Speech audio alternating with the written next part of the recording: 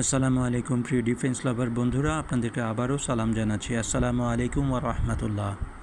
দেখুন, বাংলাদেশের উপকূলীয় অঞ্চলে অনেকগুলি চর জেগে উঠেছে এবং এছাড়াও প্রায় বিদ্যমান চরের সংখ্যা 110টির অধিক।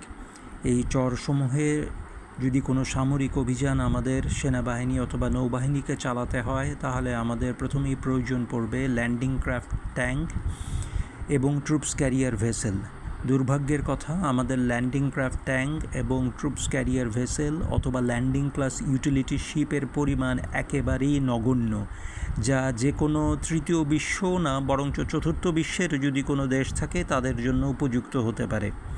এমত অবস্থায় মাননীয় ডিজিডিপি মহোদয়ের কাছে বিনীত অনুরোধ, বাংলাদেশের জন্য অতি সত্বর 10টি ল্যান্ডিং ক্রাফট ট্যাঙ্ক, 10টি ল্যান্ডিং ক্রাফট ইউটিলিটি শিপ এবং ট্রুপস ক্যারিয়ার ভেসেল 10টি অর্ডার দেওয়া হোক, যা বাংলাদেশে নির্মাণ করা সম্ভব।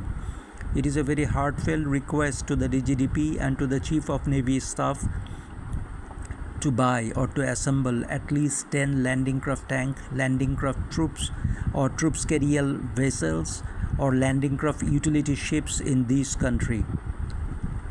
অত্যন্ত দুঃখ ভারাক্রান্ত মন নিয়ে আরেকটি বিষয় আমি দেশবাসীকে জানাতে চাই। অন্যান্য ডিফেন্স মিডিয়া থেকে যেগুলির গ্রহণযোগ্যতা সর্বাধুনিক, যেগুলির গ্রহণযোগ্যতা সারা দুনিয়ার সর্বত্র, জেন্স ডিফেন্স উইকলি অথবা গ্লোবাল সিকিউরিটি .org, এই সমস্ত প্রতিষ্ঠান থেকে সর্বশেষ পাওয়া তথ্য অনুযায়ী বাংলাদেশ এখন পর্যন্ত জেটেন্সি অথবা স্টিল ফ্রিগেট ক্রয় করার জন্য কোনো কার্যাদেশ প্রদান করেনি।